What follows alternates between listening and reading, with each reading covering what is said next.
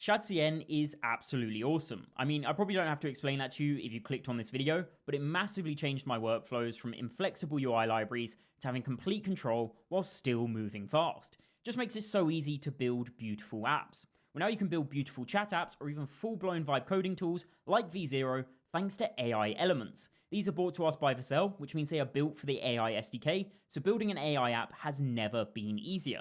And I'll prove that in this video. So let's take a look at all of the awesome components that you can use, then I'll see how quickly I can spruce up my chat app. So I'll quickly go over all of the components that you get with AI Elements, and then I'll get to using them myself. You can see I'm on the documentation here, which is actually on the Vercel website, and on the left we actually have the list of all of the components we can use.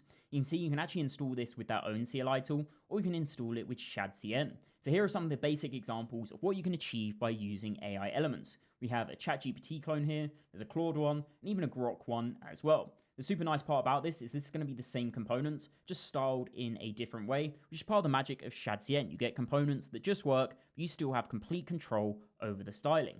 We start at the top then. Our first component is the actions one, just super nice helper underneath your message if you want to regenerate it, thumbs up or thumbs down, copy it or give it a share, so it's super nice we have that component. The branch component here is super nice, and this is just going to work out of the box. You can choose between the different messages that you might generate. Maybe you have a few options in your app.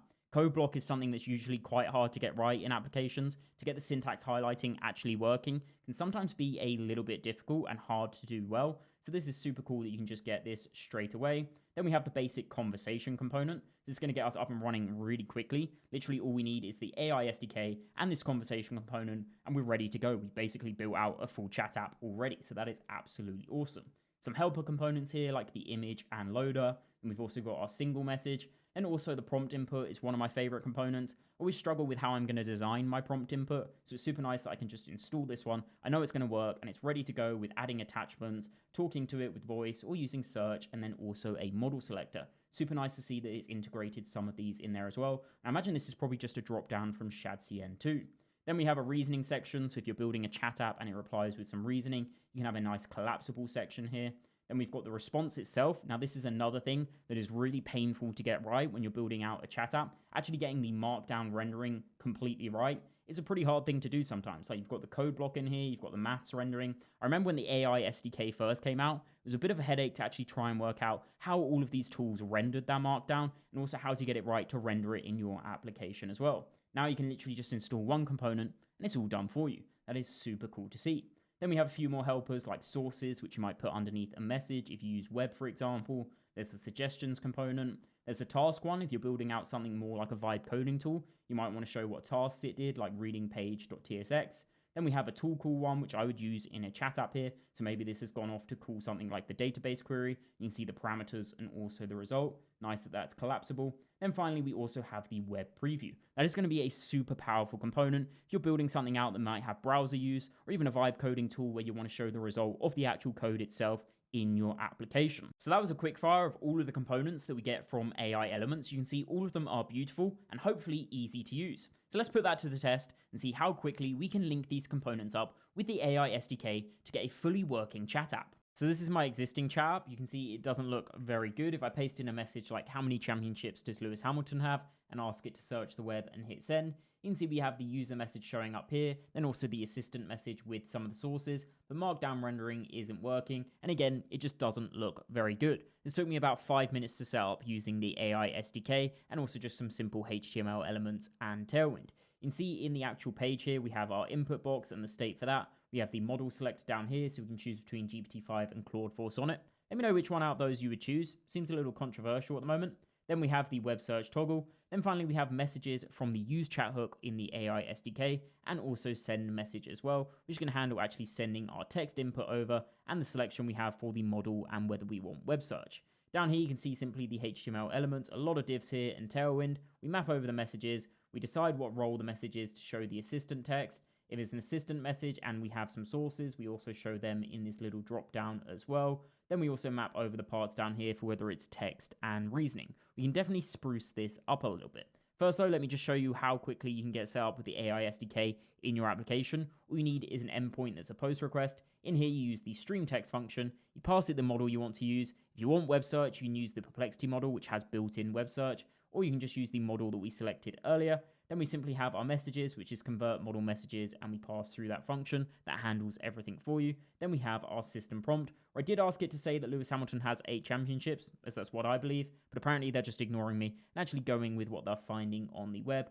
A little bit annoying for me, but I suppose it's technically correct, although I'll cut out that 5-minute rant I just went on about F1 and we can get started using the AI elements. Your first step is going to be installing them. As I said, you can use the Shadcn CLI if you want, or you can do npx AI-elements at latest. This is actually going to install all of the components for you. If you want to select individual components, you can just look on the documentation for that command. But if I hit end here, you do also need Shadcn enabled for this. You need to have installed Shadcn before you use AI elements. It actually uses part of the Shadcn components in the AI elements themselves. You can see here we've installed it and it's created 27 files. Back in the code, we have our components folder, then we have AI elements and also UI, so it's installed the Shadcn UI ones for us.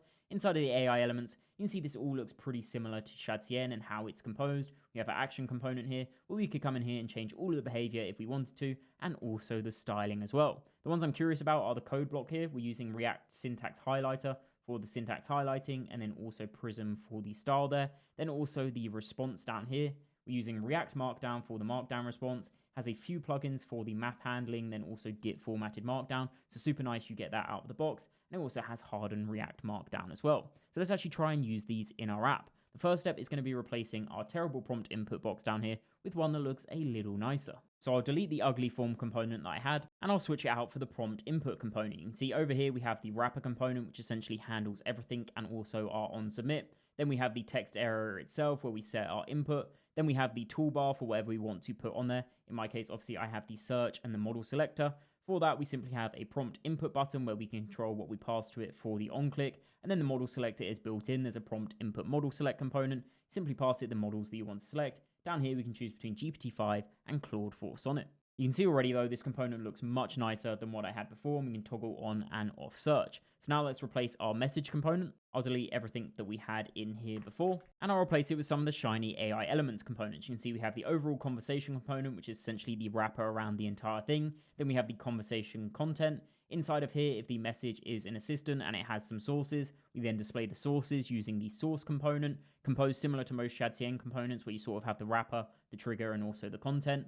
Then we have the message itself. Again, in there, we have message content. If it's text, we're going to return the response component, which handles the markdown rendering. If it's reasoning, if the model can reason, we then return the reasoning text as well. So this is literally all the code that I need to create a beautiful chat app. It really is that simple and takes about 5 minutes. Let's give it a final test then. You can see it does look much nicer. If I ask it the same question, I'll turn on web search here and I'll hit enter. You can see our message is showing up on the right here. How many championships does Lewis have? It used 5 sources. We can collapse this if we want to see them all. And it's also rendering in the markdown, as we can tell by the description here being in bold. If I turn off search and ask it another question, like, are you sure it's not 8? What about 2021? You can see when we're using GPT-5, it would stream in the thinking response, although it seems the GPT-5 model is a little broken at the moment. It's not AI elements. The GPT-5 model just isn't returning the reasoning text, but it would be streaming in here if it was, and it would also be collapsible as well. You can see once it's done, finally, AI isn't lying to me anymore. It's telling me that it is 8 world championships for Lewis Hamilton. Maybe people were being too harsh on GPT-5. It does tell me Lewis Hamilton is the GOAT. There we go. That is Shadcn for AI components. You can see just how quickly there,